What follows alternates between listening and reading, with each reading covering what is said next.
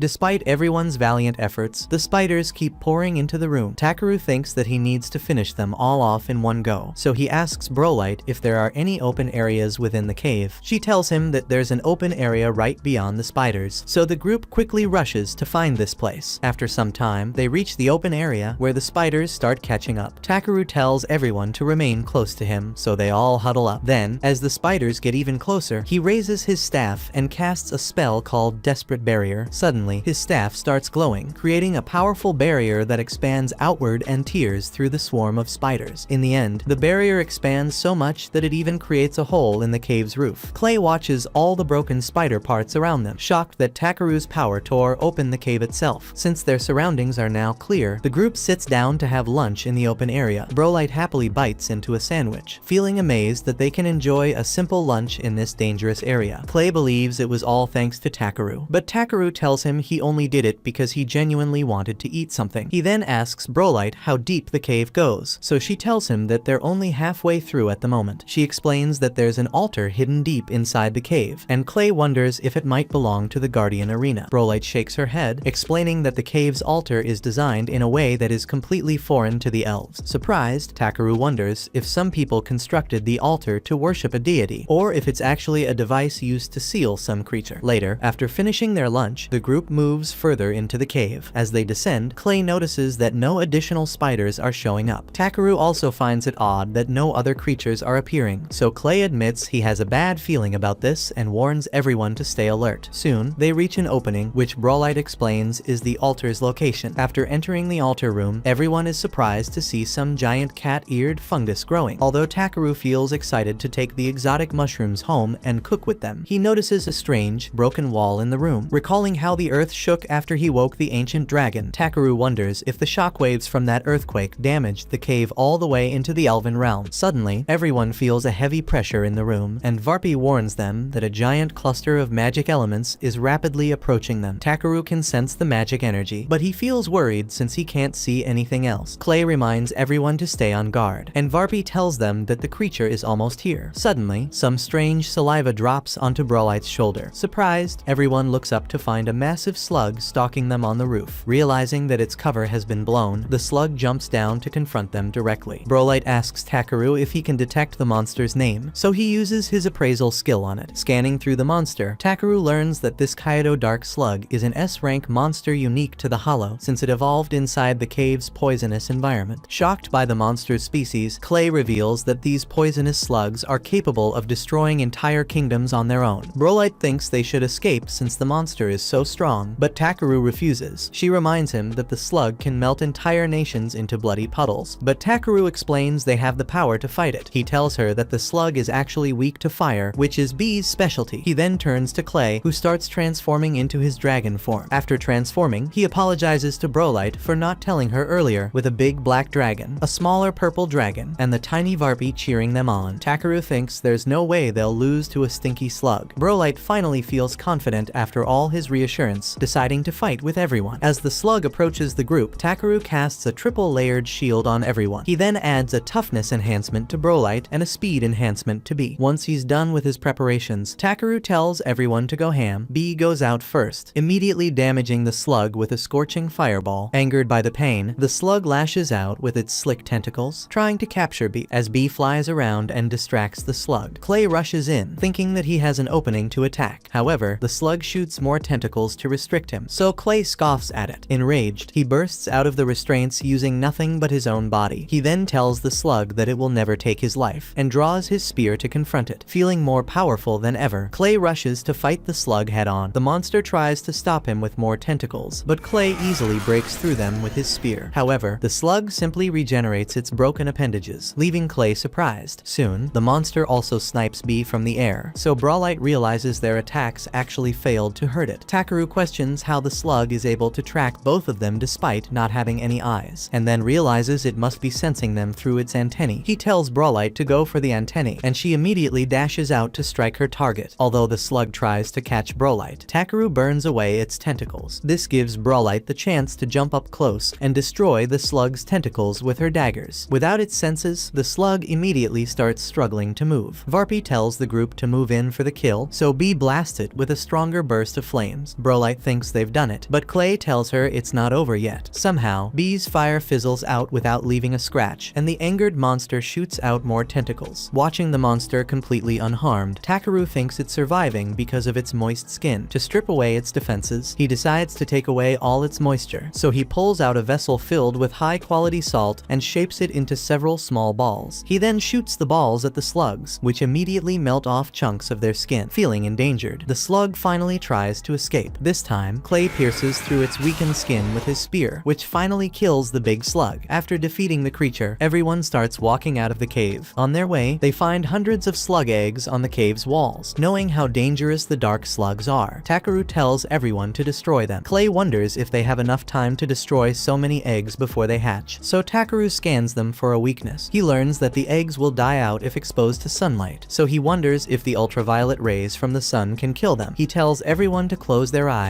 after which he creates a giant ball of artificial ultraviolet light. This light immediately kills all the embryos inside the eggs, ending the potential calamity. Suddenly, a strange wind blows out from deeper in the cave. Varpy tells everyone that the toxic mana has now left the cage, and that the being known as the Spirit King is now calling out to them. Feeling the strange aura, Takaru wonders if the river arena has finally woken up. That was episode 11. Subscribe to not miss the next part and watch the next video on screen.